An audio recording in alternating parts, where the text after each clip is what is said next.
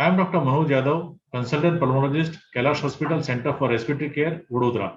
I will be talking about oxygen cylinders, types, capacity, and running duration of the commonly used cylinders. I will be covering specification and identification of commonly used cylinders, formulas to know volume of oxygen in particular type of cylinder, formula to estimate duration for cylinder to get empty, and leaks.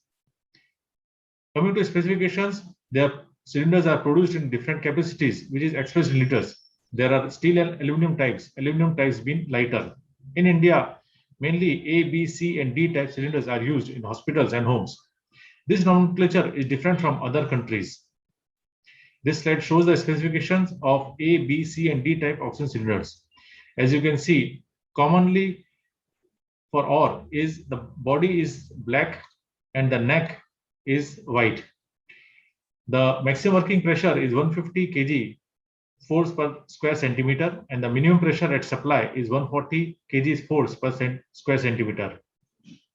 The A, B, C, and D type differ in their height and capacities.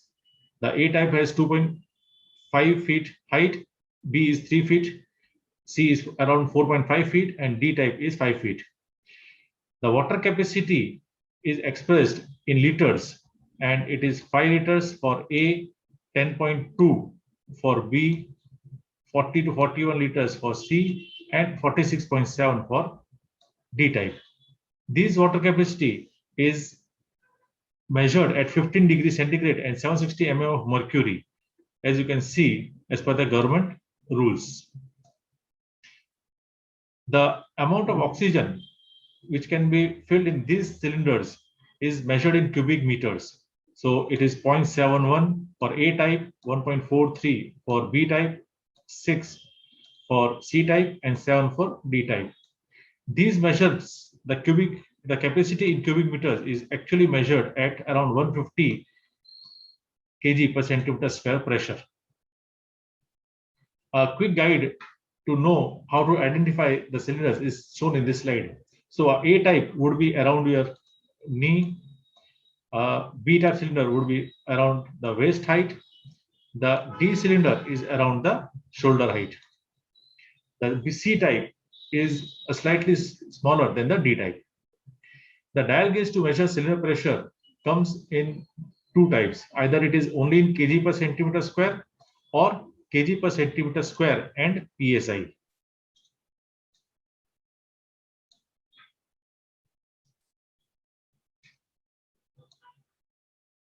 In India, we use kg per force square centimeter. Boyle's law states that at a constant temperature, the pressure is inversely proportional to volume. So P is inversely proportional to 1 upon V. So at pressure of 1 atmosphere, as you can see here, suppose the volume is 4. So P into V is equal to 4. When the pressure is increased, the volume decreases, but P into V remains constant. Similarly, at a pressure of 4, the volume will decrease to 1 liter, but P into V will be 4. So PV equal to K, that is a constant. Calculation of volume of oxygen in cylinder is done using this formula. So P1 V1 equal to K equal to P2 V2. So P1 equal to pressure in cylinder as read on the gauge dial. V1 is volume of cylinder in water capacity, that is 10 liters for B type and 47 liters for D type. Here we are using this rounded off figures. Otherwise, for B type it is 10.2 and it is 46.7 for D type. The P2 is atmospheric pressure, which is 1 kg force per square centimeter. The volume of oxygen in cylinder to be measured is V2. So V2 equal to P1 V1 upon P2. Let us calculate with examples. The pressure in B type cylinder is 90 kg per centimeter square. So volume of oxygen in cylinder is 90 multiplied by 10 divided by 1 equal to 900 liters oxygen. Suppose pressure in D type cylinder is 110 kg per centimeter square. So volume is 110 multiplied by 47.1 equal to divided by 1 equal to 5,170 liter oxygen.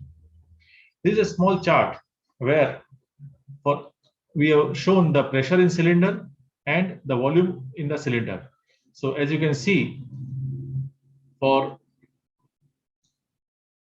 30 pressure, the volume in B type cylinder will be 300 liters. And for the similar pressure, the volume in D type cylinder will be 1410. At 150 kg per centimeter square, the volume will be 1500, and for D cylinder at the same pressure, the volume will be around 7050. The formula to calculate duration of oxygen remaining in cylinder is important, and that's what we are going to discuss now. Formula for duration of oxygen remaining in cylinder is time remaining equal to pressure minus residual pressure multiplied by constant divided by the flow rate. The constant factor is specific for cylinder, and when we are measuring in kg per centimeter square, it is 5 for A type, B for type it is 10, for C type it is 40, and D type it is 47. The residual pressure is a safe pressure to avoid running out of oxygen. Usually it is kept between 5 to 15 kg per centimeter square. The flow rate is the rate at which oxygen is given and is expressed as liter per minute. Let's take an example. A patient on a cylinder given oxygen, if the pressure in the cylinder is 90 kg per centimeter square and the flow rate is 5 liters per minute. At 90 kg per centimeter square, 5 liters per minute flow rate and 10 kg per centimeter square residual pressure, let us calculate the duration remaining. So if it is an A-type cylinder, it will last for 1 hour. If it is a B-type cylinder, it will last for 2 hours and 40 minutes. If it is C-type cylinder, it will last for 10 hours and 40 minutes. And if it is D-type cylinder, it will last for a whole 12 hours and 32 minutes. As you can see, the formula is the same. So 90 minus 10, that is the pressure on the gauge minus the residual pressure multiplied by the constant divided by the flow rate. Here is a ready reckoner chart for B and D type cylinder. These charts will give approximate duration a cylinder will last at particular flow rate. There may be slight variation and different facility due to different type of flow meters used. A large variation will be due to mainly leaks. So B type cylinder, in the example which we took, where we said 90 minus 10 is equal to 80 and the flow rate was 5. So here we have 2.67, which is approximately 2 hours and 40 minutes. This is a chart for D-type cylinder. For central oxygen system in small hospital, when one cylinder is attached to central oxygen supply and pressure on dial is suppose 120 kg per centimeter square, if there are 4 patients and the total oxygen flow rate is around 30 liters per minute, when we sum up the flow rates of different patients. So duration of supply from D-type cylinder is 120 minus 10, 10 being the residual pressure, multiplied by 47 divided by 13 equal to 398 minutes, which is equal to 6 hours and 38 minutes. If the cylinder gets empty early, like in 5 hours, 5.5 hours, there is a calculation mistake in flow rate or the oxygen wastage is there. So in the chart, we got this value. Okay, so here it is 6 hours and 38 minutes. Here it is 6.63, which is equal to 6 hours and 38 minutes. What if many cylinders are attached and running simultaneously? If all cylinders are of equal capacity and at same pressure, we need to multiply the duration of calculated by number of cylinders running. So if for one cylinder, calculated duration is 5 hours, connecting 3 cylinders of same capacity and pressure would last for 3 hours. Multiplied by 5 equal to 15 hours. The factors affecting correct measurement are flow meter and leakages. In flow meters may be of non-standard brand, or occasionally the metal sphere or the plastic part is replaced with non-similar objects. So here in this, it is a plastic one, and here it is a sphere. This, if it is replaced by other type, then the flow rates may change. In case of plastic body, there may be minor crack not visible to eye, and that can lead to a leakage.